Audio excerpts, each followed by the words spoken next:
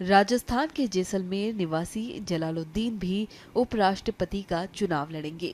उन्होंने 11 अगस्त को उपराष्ट्रपति चुनाव के लिए नामांकन दाखिल किया है।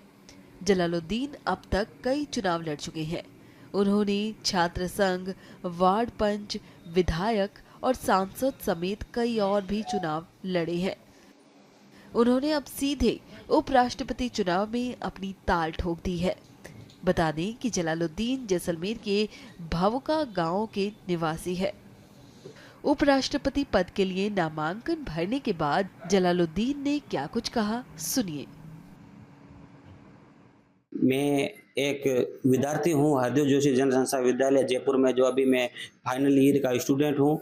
और अभी जो महामहिम का जो पद खाली हुआ था, उसके बाद से मुझे उपराष्ट्रपति के पद को लेकर बहुत ही इच्छा हो रही थी कि मैं भी वहाँ क्या फॉर्म भर सकता हूँ।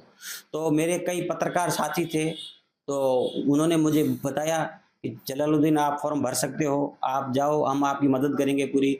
तो मेरे तमाम जो पत्रकार साथी थे विश्वविद्यालय के, उन्होंने मुझे मोटिवेट किया और वहाँ तक मेरे साथ भी कई कई कई पत्रकार साथी मेरे वहाँ दिल्ली में साथ गए, जिन्होंने मुझे फॉर्म भरवाने में मदद की। और मैं जब राज्यसभा जो पार्लियामेंट हाउस है उसके अंदर मैं गया, तो मुझे कई मुसीबतों का सामना करना पड़ा। वहाँ पे जो उनका प्रोटोकॉल होता है, जो एक सुरक्षा होती है राज्यसभा की, उनको मद्देनजर रखते हुए तमाम सुरक्षा एजेंसियों ने मुझे और मेरे बारे में पूरा बायोडाटा जानने के बाद मुझे, जो राज्यसभा के महासचिव होते हैं, जो सेक्रेटरी होते हैं उपराष्ट्रपति महोदय के, वहाँ तक मुझे वो मेरा नामांकन था वो मैंने वहाँ पे जमा करवाया। और 15,000 रुपये उसकी फीस होती है, वो मैंने जमा करवाई। उसके पश्चात मुझे 22 तारीख तक का टाइम दिया गया है कि आपके पास प्रस्तावक नहीं है तो आपके फार्म है वो स्वतः ही निरस्त हो जाएगा। यदि आप 22 तारीख तक आपके पास टाइम है, आप फॉर्म भर सकते हो। तो मेरी टीम है जो फार्म खारिज होने की संभावना पूरी है, क्योंकि मेरे पास प्रस्तावक नहीं थे। मैंने प्रयास मैं कर रहा हूँ। मैं अभी जयपुर में और दिल्ली में जो मेरी पत्रकारिता की टीम है, मेरे जो पीआर है, वो पूरी कोशिश कर रहे हैं। आश्वासन भी मिला है कि आपको पूरे प्रस्ताव पूरे मिलेंगे। जो कॉलेज के मेरे छात्र है, जो विद्यार्थी है, कॉलेज के शिक्षक है, कॉलेज के डीन है, वो मुझे लगातार फोन कर रहे हैं कि जलालुद्दीन आपने तो बहुत अच्छा काम किया है। भारत के लोकतंत्र का सबसे बड़ा यही उद्देश्य है कि आम आदमी फॉर्म भर सकता है और जो भी उसके जो भी उस लोकतंत्र में भागीदारी निभाए वो पूरी कर सकता है।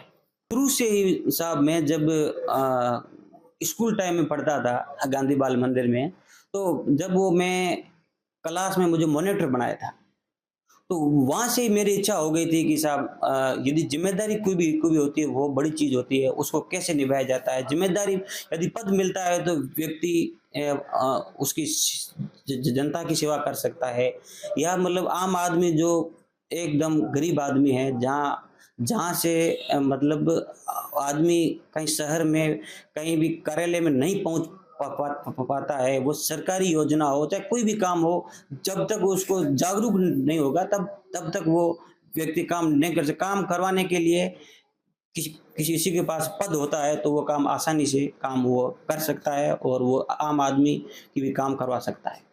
आप किस पार्टी से फॉर्म भरना चाह रहे हैं? कोई आपको किसी पार्टी ने श्योर किया है या आपकी भावनाएं किसकी ज्यादा?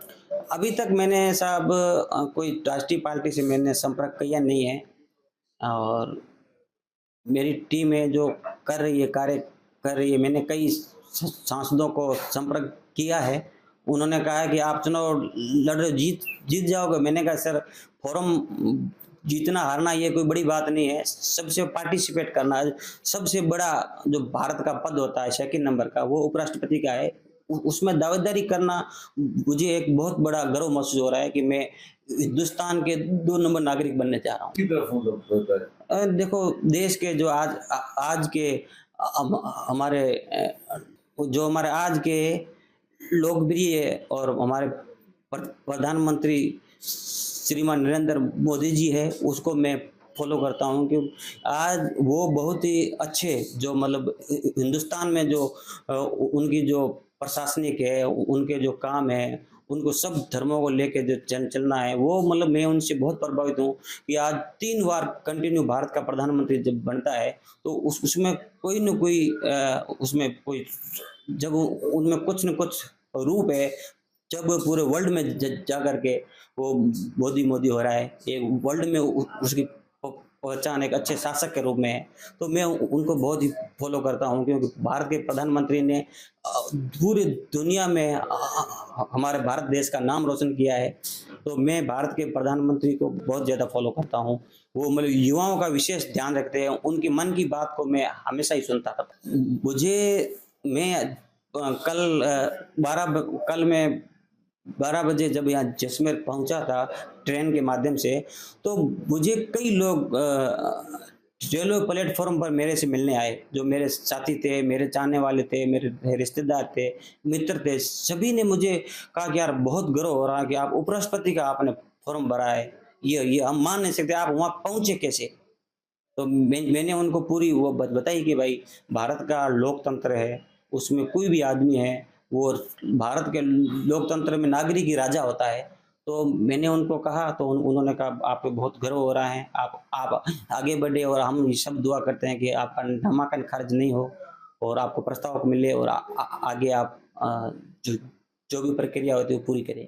मैं एसपी साहब के पास गया था, एसपी साहब ने तो मुझे बहुत ही अच्छा सम्मान दिया और मुझे बिठाया कि आप उपराष्ट्रपति की दौड़ में हो, आप यहाँ हमारे आए हो, आपका स्वागत है, हम आपको उज्जवल भविष्य की कामना करते हैं। उन्हें हमें बधाई दी, शुभकामनाएं आपको कि आप इस बड़े महामहिम पोस्ट की ओर दौड़ में हो, आपको शुभकामनाएं। एसपी साहब ने बहुत अच्छा संपर्क और मुझे पुलिस प्रोटेक्शन के लिए भी कहा, लेकिन मेरे को जरूरत नहीं थी, इसलिए मैंने कहा, मैंने मांग भी नहीं की। आपने पहले कहाँ फॉर्म भरे और इस फॉर्म भरने का शुल्क आपने किसने चुकाया? मैंने पहले वार्ड पंच के रूप में मैंने फॉर्म भरा और चुनाव भी लड़ा था। मैंने लड़ा, एक वोट से मैं चुनाव वार्ड पंच का हारा था। उसके बाद मैंने लोकसभा का लड़ा ने फॉर्म भरा था। विधानसभा का छात्र संघ में मैंने कॉलेज में जयपुर जाके मैंने वहाँ पे भी मतलब दावेदारी की और मेरे जो शुल्क 15,000 लगता था वो मेरे कॉलेज के तमाम साथी थे, उन्होंने मुझे शुल्क के रूप में पैसे उन्होंने दिए थे जो मैंने जमा करवाए।